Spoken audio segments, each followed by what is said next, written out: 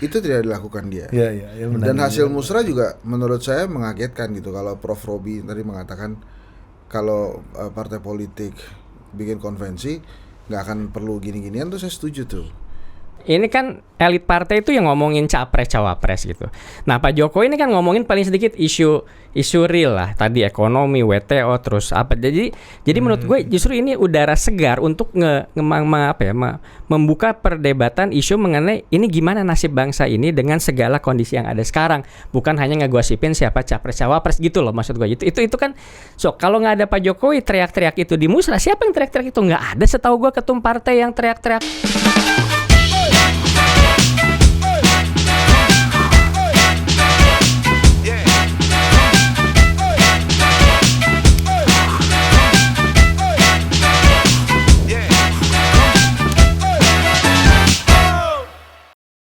Oke, welcome to Total Politik. Gua nggak sama Budi. Sekarang hostnya lebih bisa gua kontrol. Ada relasi kuasa di sini. Gua nurut, Bos. Kalau Budi kan nggak bisa dikontrol. Lu muka biasa aja. Jadi host itu setara. Jangan mau diintimidasi. Enggak, Bang. Ini kan menyelesaikan problem yang selama ini Kan mau klarifikasi berarti benar-benar diintimidasi.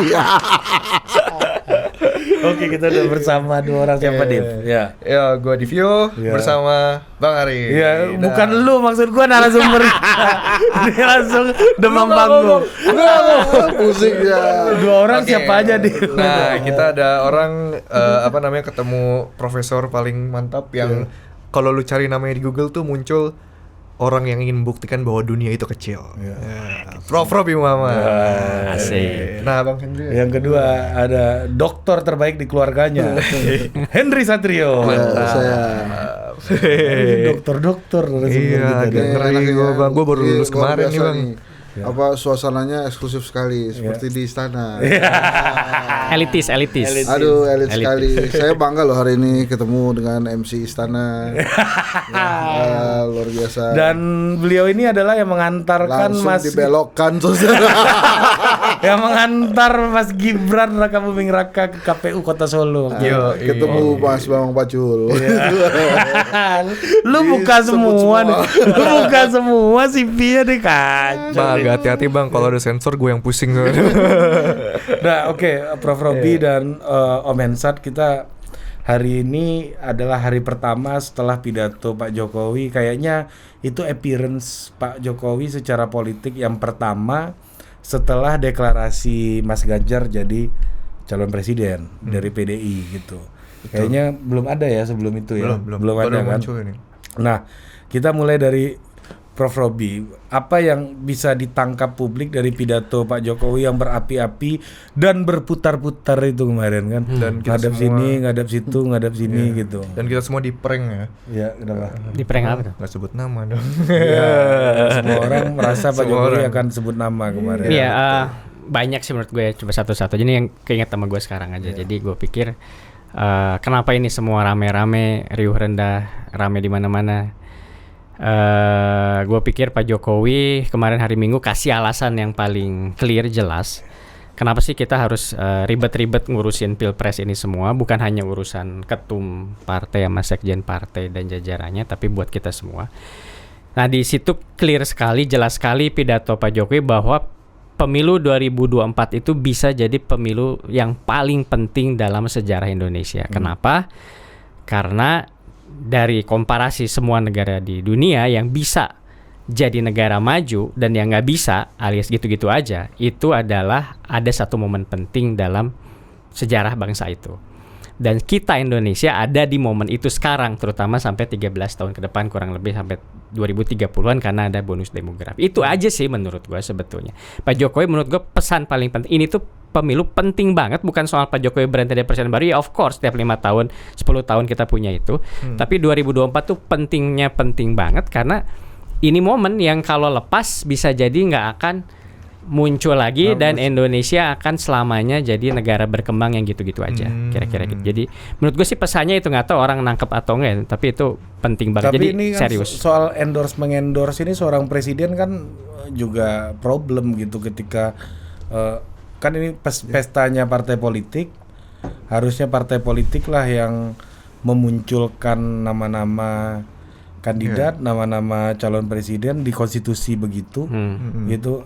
Ini apa pentingnya Pak Jokowi dalam peristiwa mengendorse walaupun kemarin katanya nggak jadi sebut nama, dan juga nanti Om Mensat bisa tambahin relawan ngasih namanya ke presiden, harusnya kan yang mencalonkan itu partai gitu. Kalau pertanyaan itu gue pikir setiap gue kesini kayaknya ngebahas itu ya, bahwa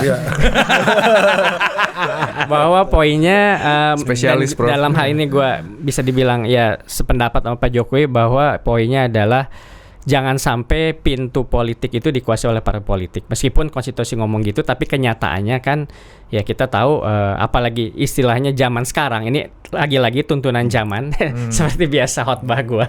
Tuntunan zaman bahwa semua broker, semua gatekeeper itu dihilangkan di dunia bisnis udah, di dunia politik. Nah, ini masih belum di seluruh dunia. Nah, jadi Pak Jokowi itu mencoba menginisiasi sebuah era politik baru di mana ya suara itu betul-betul kembali ke individu. Ya, jadi ya mungkin masih terlalu ekstrim kalau langsung ke individu. Nah, tapi paling tidak bikin alternatif saluran politik di luar parpol. Karena itu yang dan ngelihat sambutan musrah kemarin ya sah-sah aja dan terbukti ada demand itu. Lagi-lagi kita bicara sisi demand bahwa ada keinginan di luar partai politik untuk ikutan bicara soal politik, menentukan pemimpin, tapi di luar partai politik. Jadi kan harus ada fasilitasnya juga. Dan nggak ada wadah yang sekuat Pak Jokowi sekarang. Untuk sekarang. Dan gue pikir itu bukan kebetulan karena Pak Jokowi kayaknya emang punya konsep untuk itu gitu kira-kira seperti itu. Tapi apa bedanya relawan ini sama partai, Prof? Kan selama ini kan yang image yang kita lihat dari partai ini kan sebenarnya di dalam itu nggak begitu demokratis. Justru perintah dari atas yang bawah ngikut. Nah, ini slogan musrahnya agak mirip-mirip kayak gitu, Prof. Sebenarnya apa sih yang bedain gitu? Iya, tagline musrahnya juga sama dari atas ke bawah. Komando Jokowi, komando Jokowi. Apa kata Jokowi? Iya. Merah kata Jokowi, merah kata Projo. Ya, gitu. Merah kata Gibran, merah kata ada spanduk itu juga gue lihat. Iya. Agak terpampang besar itu spanduk. Gua tahu vendornya siapa itu kayaknya. Kawan-kawan kita juga. Itu kenapa masih? Ya intinya kan tadi lu apa bedanya gitu ya? Iya, kan komando juga. Dari partai juga komando juga. Jadi tapi mekanismenya jadi kan kalau idenya soal seberapa efektifnya itu kita bisa debatkan, tapi idenya kan itu tadi ada aspirasi dari bawah dulu, makanya mereka keliling kota-kota dulu kan, 29 kota apa itu. Nah, dari situ ada nama-nama dijaring melalui itu. Jadi idenya bottom up seperti itu. Oh, ini ya, kayak Jokowi komando dalam hari ini ya sebagai pemersatu, sebagai sebagai orang yang dituakan. Ya, dituakan atau atraktor lah, sebagai atraktor dari pusaran inilah kira-kira gitu. Tapi yang dilihat mekanisme penjaringan dari bawahnya ini, karena sebetulnya gue agak malas sebenarnya ngomong ini, cuman ya sebenarnya kalau parpol mengadakan konvensi dari bawah ya nggak perlu musrah itu sebetulnya. Oh, seperti Amerika itu ya. Mungkin gue agak malas seperti Amerika ya, seolah-olah Amerika itu benar banget, tapi nggak juga sih.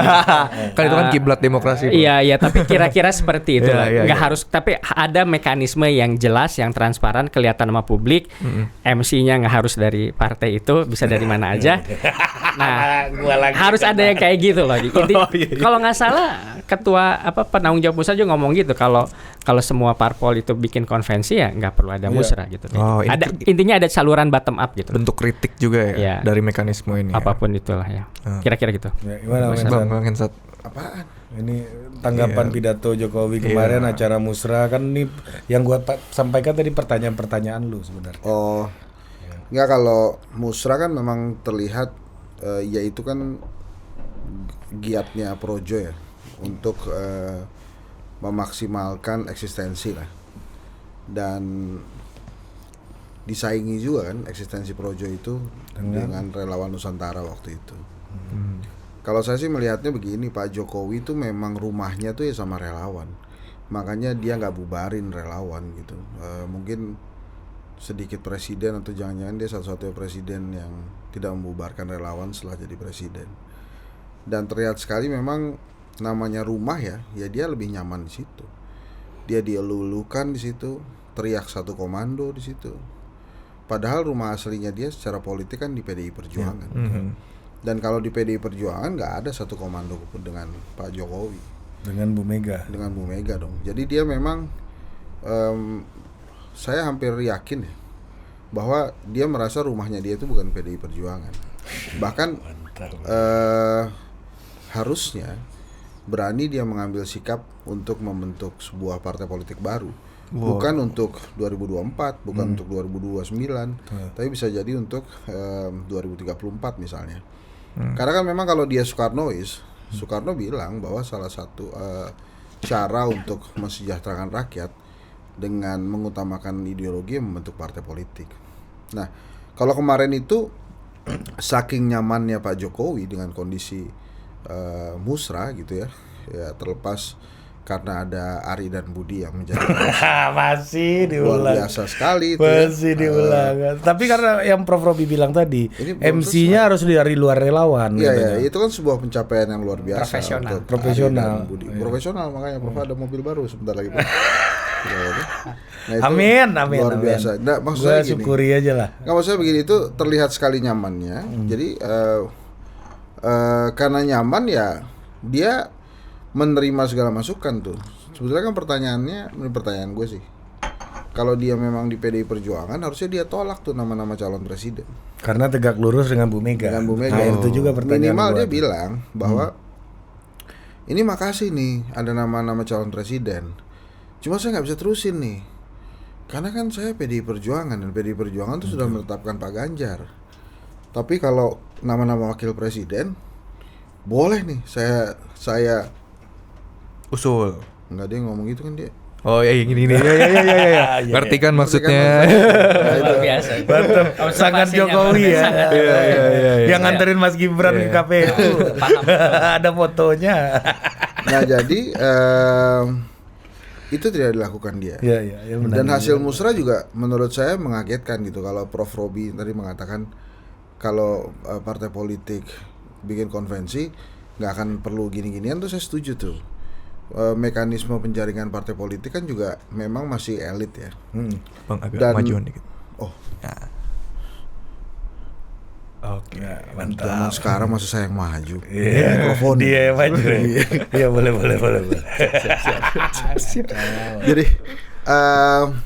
Jadi kan kalau tadi kita ngomongin apa? Ya, kalau partai politik konvensi. Kalau partai politik konvensi kan harusnya musrah itu ya menjadi gimmick politik aja. Tapi kan di perpolitikan kita, terutama di partai politik, itu kan saya nggak tahu ya apakah PDI Perjuangan masih sekuat zaman 98 akar rumputnya, atau PKS masih sekuat tahun 2004 atau 2009 akar rumputnya. Karena kalau kita lihat di mekanisme partai politik saat ini, saya yakin partai politik itu hanya bisa mengatur kader itu sampai level kabupaten kota. Kenapa saya katakan begitu? Karena yang ada level, yang ada aturan reward and punishment itu sampai kabupaten kota, kecamatan, kelurahan sampai rating itu nggak ada mekanisme reward and punishment. Reward and punishment itu artinya kalau misalnya lo nggak mau tegak lurus sama partai, saya PAW ya, gitu. Tapi kan kalau di kecamatan, kelurahan tuh nggak. Dulu saya ingat waktu 98, 99 itu pemilihan kepala ranting, ketua ranting, anak ranting bahkan PDI Perjuangan itu serius itu. Sebuah mekanisme yang nggak kalah serunya dengan level nasional. Tapi saya nggak tahu sekarang, kalau nggak salah ditunjuk tuh ya. Padahal saya mengagumi sekali tuh bagaimana akar rumput PDI Perjuangan itu bisa kuat gitu, sama seperti PKS lah. Kan dua partai ini ya menurut saya yang akar rumputnya kuat. Betul. Balik lagi ke konvensi tadi. Jadi karena Pak Jokowi merasa nyaman, semuanya diterima aja. Dia lupa tuh bahwa dirinya tuh PDI. kader partai politik gitu. Betul. Dan sebagai presiden ya, dia kemarin sih menurut saya berusaha jadi orator, tapi itu bukan stylenya dia. Dia itu stylenya dari awal di Solo, kemudian Jakarta jadi presiden. Gue ada pertanyaan menarik soal ini. Itu sangat sederhana, kalem gitu ya, setuju. dekat sama rakyat tuh gitu. Kemarin tuh dia berusaha memposisikan diri sebagai orator, akhirnya teriak-teriak gitu, yang menurut saya kehilangan Jokowinya. gitu. Atau jangan-jangan itu kode untuk yang suka teriak-teriak. Iya mungkin. Kan udah hormat-hormat. Nggak, kalau dia kemarin kan pakai. Tapi kalau semua yang diucapkan oleh Pak Jokowi kan kemarin umum tuh. Iya. Dia pengen ini, pengen itu dan lain-lain. Nah pertanyaan satu lagi itu sebetulnya kegundahan nih, bukan pertanyaan. Kalau Pak Jokowi yakin ya sama program-program yang dia lakukan saat ini, yang menurut kepuasan publik lembaga survei juga tinggi, menurut saya juga banyak yang bagus, harusnya dia tidak perlu takut atau deg-degan terhadap penggantinya nanti. Dia kan kemarin seperti khawatir tuh, jangan sampai begini, jangan sampai begitu. Itu ada kekhawatiran yang menurut saya harusnya nggak perlu. Kekhawatiran yang dia sampaikan itu, atau tadi Prof. Robi kan sempat mengungkapkan, itu seperti ketidakpercayaan diri bahwa memang programnya bagus. Ini baru lagi nih. Kalau dia programnya bagus, apalagi sudah diatur dalam undang-undang, harusnya dia nggak usah khawatir. Pasti akan dilanjutkan. Karena pada dasarnya orang Indonesia itu, ya, kalau udah ada yang bagus, itu pasti dilanjutin. Habis itu dia ngeklaim, nggak akan dirubah gitu. Udah bagus nih, jalanin. Habis itu dia klaim itu gua tuh. Jadi bukan kalau udah bagus kemudian diganti tuh Jarang. nggak gitu tuh orang Indonesia tuh. Tapi Gitu. tapi kan udah ada serangan kemarin, Bang. Serangan apa tuh? Untuk kebijakan mobil listrik dari Oh itu Pak bukan Anies lah. serangan, itu kan pemikiran ya. Iya, Menurut gue sih oke loh. Maksud gue daripada lo kasih subsidi orang buat beli satu mobil listrik, mendingan uangnya lo pakai buat beli bis listrik yang muatnya banyak. ini kita kan. bisa debat panjang. Iya, ini isu yang baru lagi. Ya kan kita ngomongin musrah atau ngomongin Musrah aja. Listrik. Musra, kenapa? Jangan bawa-bawa. Kita nggak akan ngobrol mobil listrik, udah malam mobil Oke, listrik. oke. Offside lo ini. Udah pemain pengganti offside pula. Justru karena gue pemain pengganti offset, Bos. Iya. Nah, gimana Bang Prof? Budi Kata cepatlah Ensat pulang. itu menarik juga. Kader PDI harusnya tegak lurus, sudah nggak mempertanyakan lagi, apalagi menerima nama capres. Ya kalau cawapres sih masih oke kan, kemarin ada nama cawapres juga. Terus yang kedua, Pak Jokowi kayaknya nggak yakin amat sama apa pemerintahannya dalam 1-2 periode ini ke depan. Satu lagi ya. Iya. Kan mau nanya Prof Iya. kan jauh supaya begini cacat Iya. gitu kan. Iya. Tektokannya. Ya, coba nggak bisa aja. langsung gini ya. Enggak, lu Harus sana dulu. Prof gitu lu bilang. Kemarin kan lu ada di sana ya. Ya. Waktu nama Erick Thohir nggak ada tuh, muka romannya Pak Jokowi gimana tuh? Nah. Kelihatan nggak beda tuh? Kan aneh tuh ya. Ada nama Arsyad, tapi nama Erick Thohir nggak ada. Gitu. Acara yang lain Erick Thohir, tapi lanjut. Ada deklarasi capres nanti. Enggak, karena kalau lu Arsyad- tahu nggak ada deklarasi capres Erick Thohir, gua juga MC-nya Pak Budi. Nggak, kalau ya gue tahu itu yang jadi yang Arsyad juga Rashid di itu sini. kan mestinya kan di relawan yang satu, Bos. Iya. Relawan Nusantara tuh Arsyad Rashid karena dia berdiri di sampingnya Pak Iya, gua Jokowi. nggak tahu tenis itu. Enggak, juga. ini bukan tenis, Iya. ini yang Larissa. Tapi namanya Arsyad Rashid kemarin disebut di Musra itu something, Bro.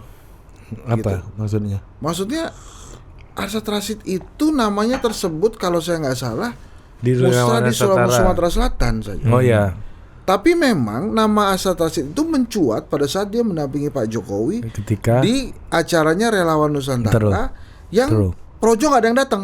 iya Projo Nah, ini nggak datang. sekarang begitu acara Projo, nama Arsyad Rashid muncul, nama Erick Thohir nggak ada. Menarik juga analisis lu ini. Biasanya analisnya begitu-begitu aja. Ya, coba nanti langsung Ya, langsung sana gitu. Ya, Bro. Itu Yang pertama dulu lah soal PDI dan Jokowi gitu. Kenapa harusnya kan sebagai kader PDI ini udah final nih, udah nggak ada gocek-gocek lagi nih harusnya gitu. Iya makanya, tapi kan ya itu tadi setahu gua kalau PDIP kan katanya hak prerogatif ketua umum. Terus ketua umumnya bilang ada di kantung saya. Nah kita kan nggak paham tuh gimana nama-nama itu masuk kantung. Terus apa yang terjadi di bukan kantung di itu? kantong, Prof, udah diumumin. Nggak, waktu itu sebelumnya Oh, sebelumnya iya, kan iya. jadi kita kan nggak paham tuh Iya, iya. gimana masuk kantong, di kantong itu diapain aja, dicampur sama apa, kita nggak paham. Nah jadi menurut gua lagi-lagi ini Pak Jokowi merespon tuntutan zaman ya, kita pengen transparansi apa seperti jadi ini harus didengar. Walaupun nama yang diumumin juga sama.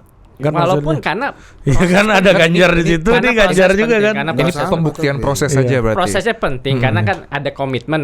Tadi kan Bang Satu udah bilang rumahnya relawan tuh yaitu tadi kan rakyat dari bawah. Nah, jadi kita itu penting mendengarkan suara itu gitu. Ya, itu ada dia. Jadi makanya menurut gue ini komitmen Pak Jokowi bahwa selalu dengerin suara rakyat. Kalaupun itu ketum partai ya sebaiknya sih dengerin suara rakyat juga kan gitu. Meskipun mungkin udah didengerin juga kita nggak tahu lah. Jadi menurut gue sih itu komitmen Pak Jokowi untuk ya itu tadi pada rumahnya untuk selalu mendengarkan apa aspirasi dari bawah, itu harus didengar gitu kan. Ya, walaupun itu berpotensi beda dengan PDI karena PDI udah memutuskan. Iya, dan nggak apa-apa kan, itu nanti haknya ketua umum PDIP untuk memutuskan. Ya itu memang haknya kan. Jadi tapi kan paling sedikit transparan, publik melihat kan seperti apa gitu ya. Jadi ya nanti kan ini kan ya lagi-lagi lah klise demokrasi ya, nanti terserah publik kan ujung-ujungnya gitu. Kira-kira begitu deh. Nggak, sebagai seorang kader partai berarti kemarin tuh Pak Jokowi agak ini dong, tidak ini mengutip Bambang Pacul nih kemajon gitu. Kemajuan ya mungkin iya lah. Gua nggak komen, gua nggak tahu juga. Mungkin lebih paham gimana apa. Ini MC Istana apa sih lebih? Lu MC Istana tuh. Gua ini loh, gua mau Lu sebut lagi. Gua keresahan gua sama lu loh. Iya kan? Oke, MC Istana. Oke. Sebagai MC luar istana, MC kondangan nih kan. Iya, menurut gua ada selain itu ya ada pragmatisme yang alasan praktis. Jadi kan Pak Jokowi ini gimana pun juga masih presiden. Masih banyak urusan yang harus diselesaikan. Beberapa diantaranya menyangkut parlemen DPR. Kayak kemarin ada dokter demo, ada RUU kesehatan, RUU perampasan macam. Jadi masih banyak urusan di parlemen DPR yang berhubungan sama partai politik.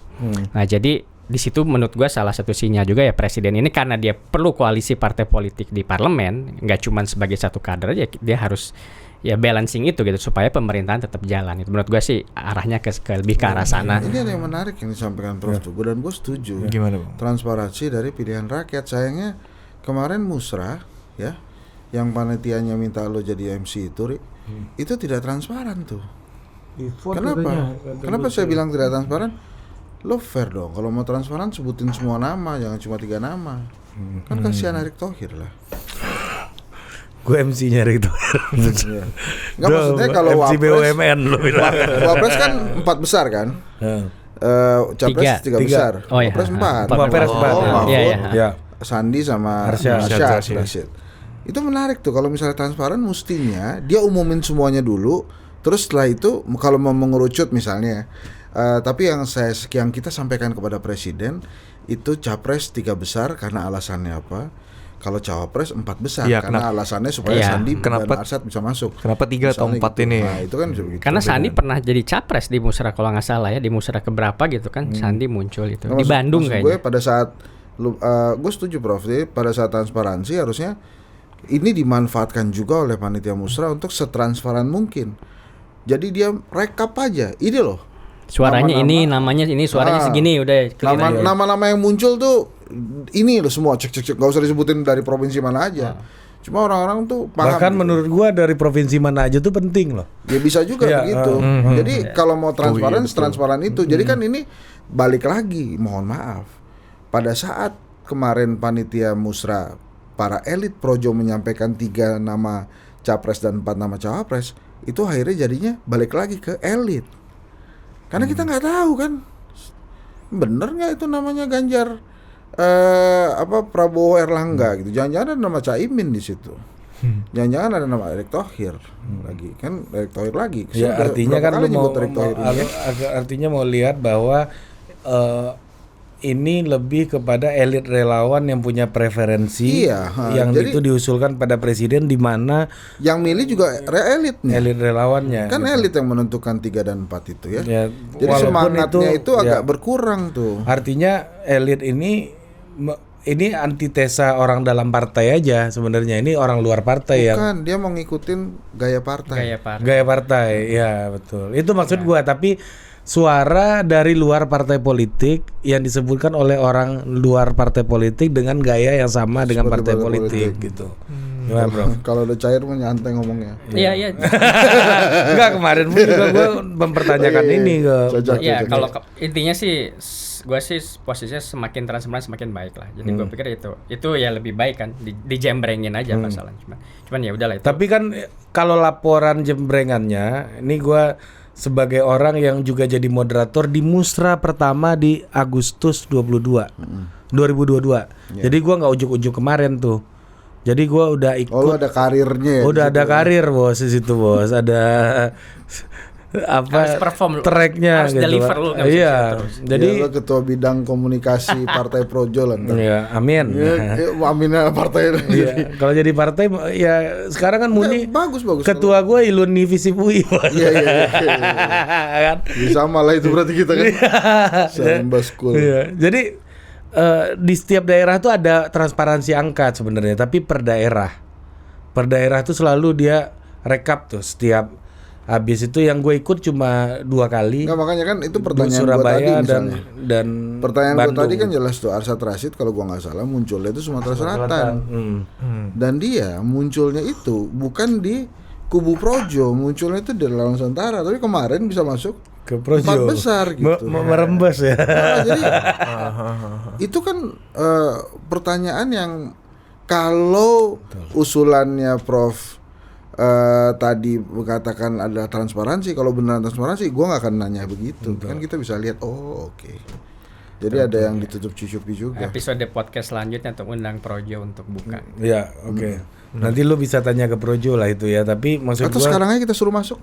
belum ada, Oh, Bos. belum ada kan biasanya kalau podcast tuh ada episode selanjutnya sudah disiapkan dalamnya. Enggak. Oh, nggak begitu. Itu di tempat Anda itu. apa namanya? Berisik. Itu. Kapan mau jadi tamu di Ayo, sekali dong. aman kita gua. lintas host. Tapi intinya sih gitu ya, kalau gua lihat yang lu sampaikan tuh tepat banget, bagaimana mereka mengkonsolidasi suara-suara daerah ini menjadi suara nasional, sehingga nama-nama itu ditampilkan lebih transparan, lebih bisa divalidasi gitu. Ada gap di Ya, sini ada gap itu, dan itu juga menjadi pertanyaan gua sebenarnya secara objektif dengan nama-nama itu. Tapi di sisi yang lain tadi kepada Pak Jokowi sendiri, pidatonya kemarin tuh seperti Om Hensat bilang tadi, setuju nggak lo mau ngeliatin ini, Prof? Teriak-teriak. Simbol yang kayak gini nih, cari presiden nih gitu kan. Simbol kayak Iya, gitu. ini kan Nasa Nasbi agak rame di internet, gue lihat lagi. Gini-gini dia kan. Untuk sementara gua nggak ikutan ahli tafsir.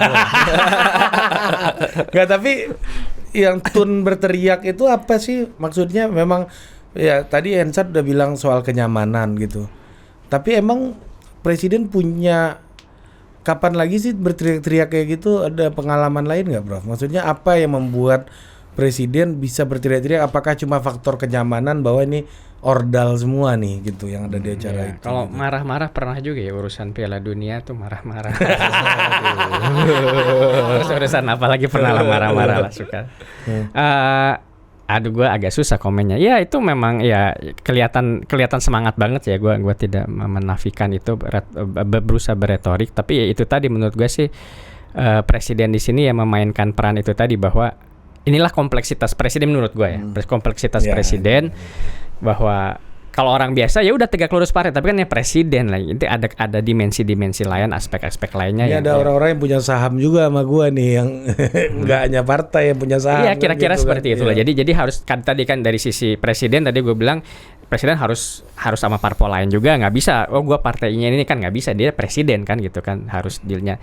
Jadi banyak faktor-faktor itu yang kita nggak tahu, gue nggak tahu pasti komposisinya seperti apa. Jadi menurut gue sih itu sahamnya banyak ya. Ini meng-highlight salah satu saham itu ya dukungan rakyat itu, meskipun kita bisa debatin lah seobjektif apa dukungan rakyat di Musra ini, cuman tetap itu alternatif dibanding statement dari ketua umum partai kan gitu. Iya. Ya gitu. Kira-kira. Alternatif statement, apakah butuh presiden mendorong relawannya untuk memberikan alternatif statement menurut lo?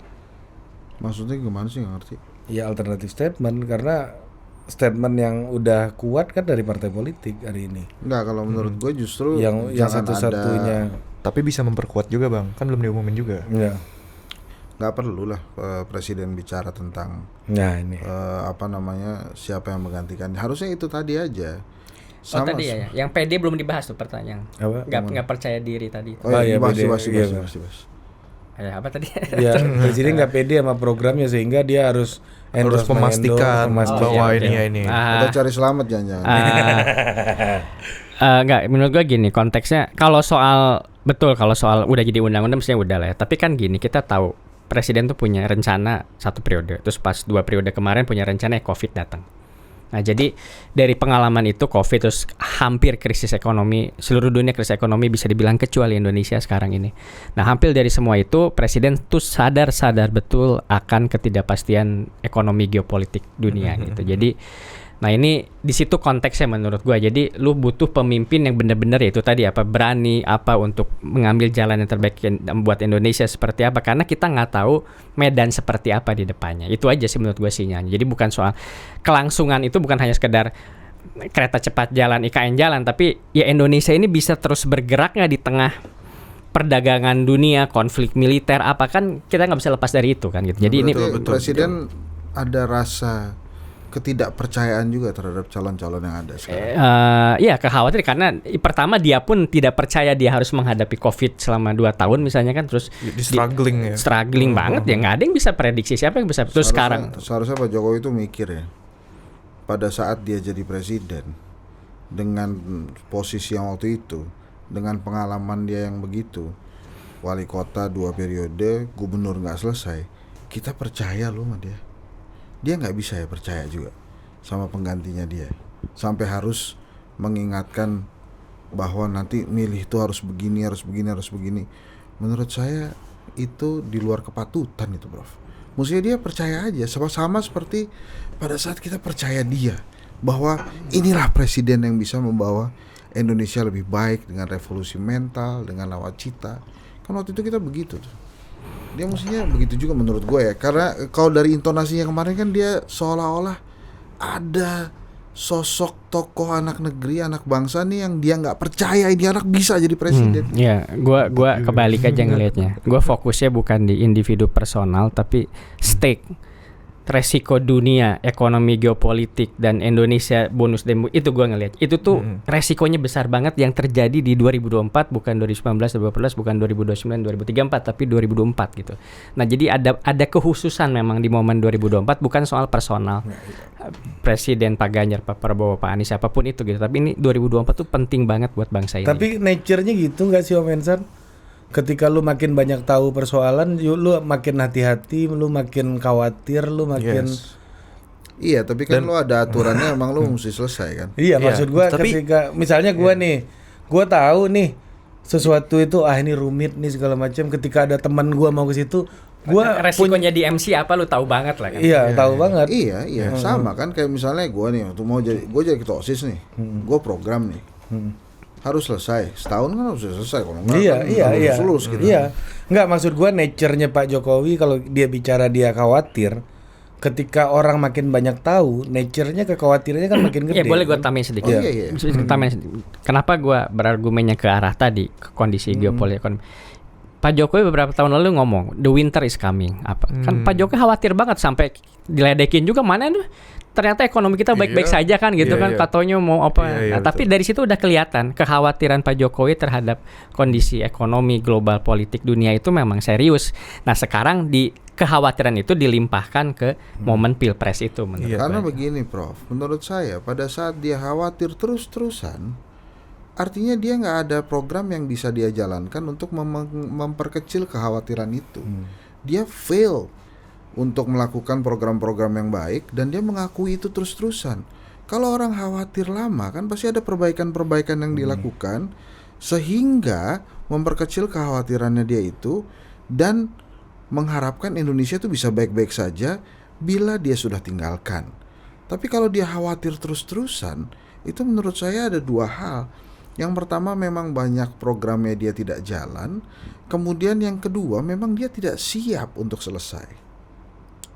Tapi bukannya dia ini juga Bang. belum ngomong udah langsung dibantah pula. Justru bukannya kan kita udah ada pengalaman gimana orang pengen gimana kepemimpinan tuh pengen memastikan keberlanjutan program dia itu dengan cara terus-menerus dipilih di Orde Baru lah. Nah, justru bukannya ini kan seperti menyalurkan ide gitu loh. Justru dengan Pak Jokowi itu memberikan endorse, dia itu justru emang udah dia taat, dia pengen selesai. Itu tuh pertanyaan lain tuh. Iya. Itu menurut lo Presiden Soeharto 32 tahun itu salah Soeharto atau salah DPR? Oh, ini menarik juga nih. Ini bisa masuk. Kenapa ke situ perginya? Lah yang milih dia siapa? Milihnya dia MPR. Kalau MPR dia berani untuk tidak memilih Soeharto kan nggak 32 tahun tuh. Iya. Enggak, tapi regulasi lah itu kan. Iya, Kan iya. nggak ada pembatasan masa jabatan. Iya, Ya betul. kenapa bikinnya nggak dari dulu aja?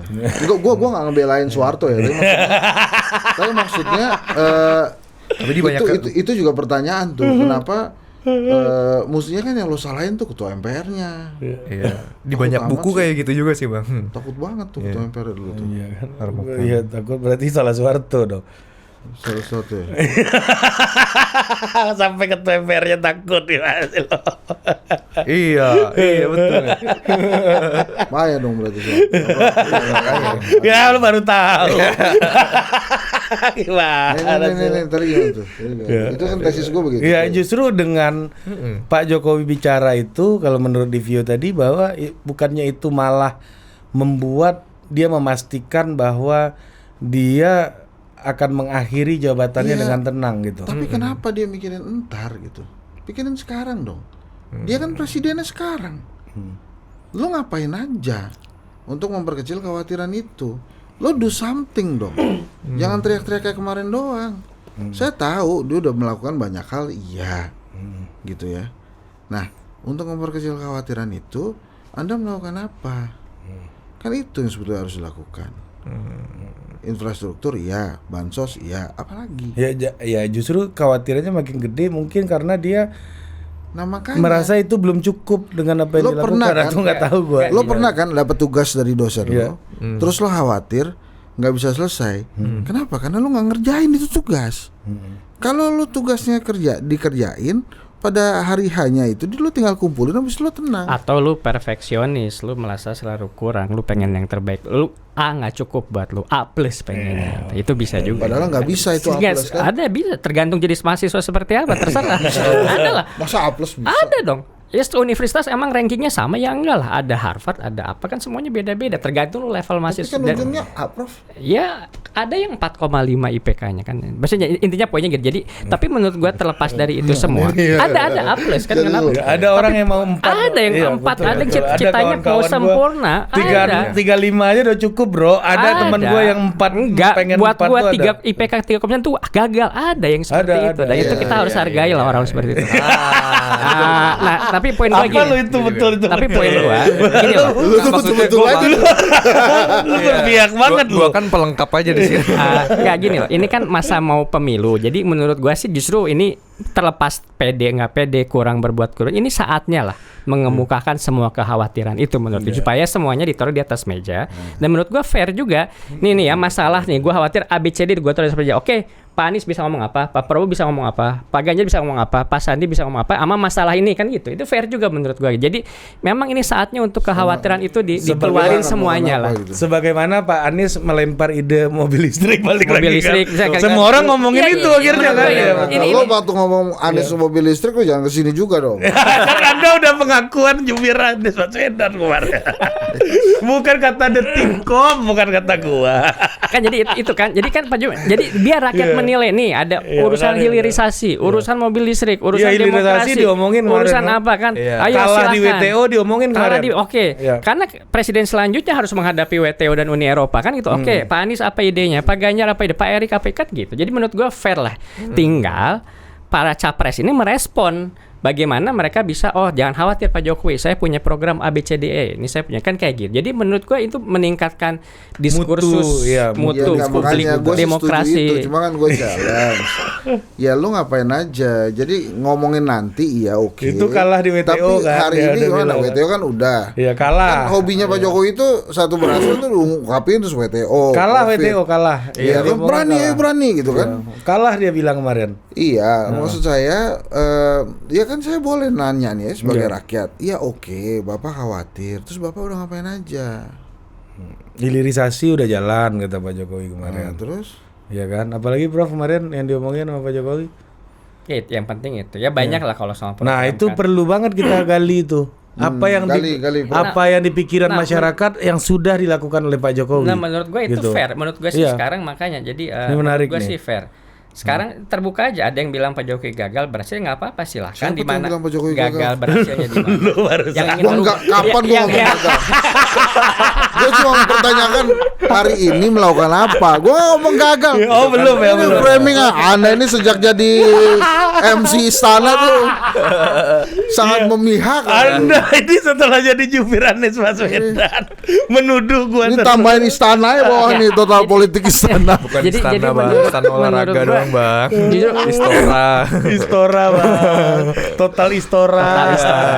Jadi menurut gua gini, Wah, jadi Prof, ngomong. menurut gua Prof, Abi. ini gini loh. Ya ini juga sebagai rakyat gitu kan. Gua lihat Ini keren sebagai awam, ini kan elit partai itu yang ngomongin capres cawapres gitu. Nah Pak Jokowi ini kan ngomongin paling sedikit isu real lah. Tadi ekonomi, WTO, terus apa. Jadi menurut gue justru ini udara segar untuk membuka perdebatan isu mengenai ini gimana nasib bangsa ini dengan segala kondisi yang ada sekarang. Bukan hanya ngegosipin siapa capres cawapres gitu loh maksud gue. Itu kan. So kalau nggak ada Pak Jokowi teriak-teriak itu di musrah, siapa yang teriak-teriak itu? Nggak ada setahu gue ketum partai yang teriak-teriak Indonesia berhadapan Kalah WTO, hilirisasi, Oh. Indonesia stunting. Nggak ada ketum partai yang ngomong Langsung gitu. nama aja ya. Langsung ini siapa gosipnya ada di kantung saya, kantung kiri, kantung kan ya kayak gitu. Jadi justru menurut gue ini refreshing gitu bahwa kita harus Kenapa isu dia yang kemarin nggak substantif. ngomongin musrah aja, Prof. Apa? Kenapa dia kemarin nggak nyentuh tentang isu musrah kayak yang tadi Prof bilang itu loh. Harusnya partai politik ini melakukan konvensi, mendengarkan masyarakat dari bawah seperti apa yang dilakukan oleh musrah. Enak kita bos. Gitu. Host total politik yang baru. Iya, ya. betul. Enggak maksud saya. Maksud saya pada saat dia kalau kemarin event-event musrah dia bicara tentang musrah itu akan bagus sekali itu walaupun gue setuju juga tadi apa Iya. yang disampaikan oleh Prof Robi. Bukan gagal kan Jokowi kan? enggak, gue nggak pernah ngomong gagal. Nah, ya itu. Makanya kita pastikan dulu nih. Daripada gua salah, mending gua pastikan kan? Bro, Daripada gua salah nih. Nih ya. Iya kan? Giannis Antetokounmpo, Nah, Milwaukee Bucks bilang, memangnya kalau Milwaukee hari ini season ini tidak juara, Milwaukee gagal? Enggak kan? Banyak orang berjuang yang hasilnya belum maksimal. Liverpool misalnya menang, kalah, menang. Tapi apakah Liverpool gagal? Tidak, itu ada prosesnya. setuju gua malu. Iya, setuju. iya, Makanya gue gak pernah Enggak, bilang gua Pak Jokowi daripada gua gagal. salah. Enggak, gue gak pernah ngomong Pak Jokowi gagal. Pak Jokowi Lu framing gua lu enggak daripada gua lu tuduh memframing, mending gua klarifikasi lagi. Jokowi tidak gagal, tapi memang ada ketidakyakinan terhadap programnya menurut lu kan itu tadi Iya, kan. iya, iya. Itu loh. Lebih baik gua clear nih gitu. lo pemirsa tolong dibalikin Iya lagi kan? cari kalau misalnya gue ngomong gagal. Enggak, Nah, Jokowi kan, gagal. nanti lu suduh gua MC istana lagi. Bukan nuduh, lo emang udah jadi MC istana. Bukan MC Musra. Oh, Musra Mama. Iya. Soalnya kan kemarin Pak Jokowi Karena ada. peraturannya di situ pihak eksternal yang diundang di MC. Oh iya iya iya. Ya, makanya dan MC gue udah Istora ikut aja terlibat lah. dari Kan temen lo siapa kemarin? Budi. Bang Budi. Itu bukan orang istana. Itu urusan lain lagi ya. Butuh klarifikasi di podcast lain. Nanti gue wawancara dia ya. Aja lo jangan ngomong-ngomong. Lo suka ngebuka-buka sendiri sih orang luar Pantesan orang dia luar. nggak ada sekarang. Pantesan dia nggak ada sekarang. Iya nih. Ya ini menarik nih. Gua rasa nggak tayang nih. Tayang lah enak aja. Udah capek gue sampai jam segini masa nggak Iya, tayang. aduh. Awas lu gue cekek lu. Kekerasan di tempat kerja bos. Tapi ini menarik nih diskursusnya ya. Iya, iya. Iya iya. Betul, betul. Ini maksud gue, lu seberapa yakin Bang Hensan? Seperti yang Prof Robi bilang, Pak Jokowi merangsang untuk orang capres-capres ini berpikir solusi mereka terhadap persoalan yang sudah ditaruh di atas meja. Saya Seberapa yakin Pak Ganjar akan ngomong itu, Mas Anies akan ngomong mencari solusinya, Pak Prabowo juga mencari solusinya. Saya yakin para capres itu akan terangsang untuk Oke. bicara dan menjawab persoalan-persoalan itu. Karena kan itu persoalan yang tadi Prof Robi bilang ditaruh di atas meja. Mereka harus jawab itu. Karena kalau mereka tidak jawab, nanti rakyat akan bertanya terus-terusan. Nah, makanya menurut saya mereka akan terangsang untuk menjawab itu. Mudah-mudahan para capres bisa menjawab persoalan itu. Nah, lu kasih pesan-pesan. Karena dulu. kalau menurut saya begini, Ya. semua capres itu ya, nama-nama capres, nama-nama cawapres, mereka tuh harus lebih baik dari Jokowi Ma'ruf. Nah, setuju gua. Kalau nggak lebih baik dari Jokowi Ma'ruf, nggak usah ikut-ikutan. Bro, buang-buang duit. Buat apa kita milih orang yang tidak lebih baik? Iya, referensi gua sama Man. Buang-buang duit, Ben. Bisa. Aduh. Itu makanya gua jadi MC Musra. Jadi harus yang lebih baik udah. Buat apa kita memilih Setuju orang gua yang sama tidak lu lebih nih. baik lagi? Betul, Harus betul, yang lebih betul. baik gitu. Berarti ini ibaratnya Pak Jokowi ini memberikan inventaris masalah gitu ya untuk didiskusikan. Ya. Jadi topik utama di 2020. Jangan tambah lagi nih orang ini iseng banget. Nih balik-balik isunya kemana lagi loh. Jangan pertanyaan yang bola-bola tanggung gitu loh kan. Sama dia Enggak. smash aja langsung. Enggak, gua- Jadi menurut lu gitu. Ya gua kalau sama Divio enggak gua. Gue baru pertama bos ngobrol sama Bang Hensat. Enggak apa-apa, Div nih ya gua kasih tahu rahasia total politik. Iya. Beberapa host, beberapa narasumber Iya. itu berhasil masuk istana gara-gara total politik. Mantap juga. Mau gue sebutin Budi Aristiadi. Itu duluan sebelum ada total politik dia masuk. Terus lagi ada namanya Valdo Maldini, calon ketua umum PSI. Cokro dulu sebelum di sini, ha? Sini dulu dia. Aldo, sini Iya. dulu ya sebelum Cokro. Iya. Apa tuh? Cokro TV. Apa tuh? Sayap organisasi. Saingan dia. Dia Aduh. Saya kalau diundang ke satu podcast nggak pernah nyebut podcast lain kecuali podcast berisik tadi tuh karena podcast saya. Itu bukan podcast gue juga tuh sebenarnya. Dia podcast gue lah. Itu tema lain lah itu ya. Iya. Tadi gimana inventaris? Inventaris masalah. Iya, maksudnya jadi topik utama untuk dibicarakan gitu loh. Dia kan sebagai presiden ya punya tanggung jawab lah istilahnya. Ibaratnya menyerahkan LPJ, gue ini udah ngelakuin ini. Sekarang concernnya ini, gitu loh. Nah ini coba lu diskusikan mana yang terbaik. Kan kita balik lagi mencari yang terbaik. Nyuruh Kan? presiden itu. Kenapa? Boleh nyuruh calon presiden. Kan, ya, Gue juga boleh nyuruh calon presiden juga boleh gue. Lu bahas ini dong juga. Biasa aja gua. MC aja bisa ya, MC aja bisa. Lu jangan menyerah di intimidasi orang ini, Bos, gue masih amatir bos. Lu jangan ngaku. Jangan ngaku, Bos. Kalau di profesional. injak balik. Jangan. Gua juga bisa nyuruh apalagi Pak Jokowi kan gitu. Dia nyuruh gua terus. Ayo buruan kita cari konten malam ini dulu dia begini terus. Dan gua patuh aja. Ya udah, ya bang. Presiden bisa merintah Bisa, bang. bagus. Iya, gimana itu bang? Bagus, Steve. Udah. Gimana, Bro? Oh, kenapa? Tapi menarik ya kalau kita mau mengevaluasi musra, memang kembali lagi ini ada proses yang harusnya bisa lebih transparan walaupun per daerah itu udah mereka Gua nggak yakin mau transparan dia karena ada nama Arsad Rashid di situ tuh. Itu jadi diskusinya jadi kemana-mana tuh ntar. ini gue potong gua dipotong di reels nanti nih omongan itu. Kayak ada Hensat sentimen. tidak suka Arsad Rashid. Kayak ada sentimen. Kayak ada Bukan sentimen tidak suka personal Arsad bos. Rashid. Ya. Justru kan sebetulnya ini kesempatan buat Arsad Rashid untuk Lebih show force. mempopulerkan dirinya yang sesungguhnya. Harusnya nama yang disebut itu langsung merespon ya. Merespon. Isu-isu tadi ya. Harusnya Isu-isu merespon. tadi ya. Langsung kontak kedai kopi atau total politik.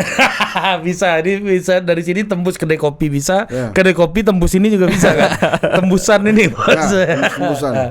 Ya tapi itu menarik tuh. Profetik Harusnya nama Prophetic Profetik.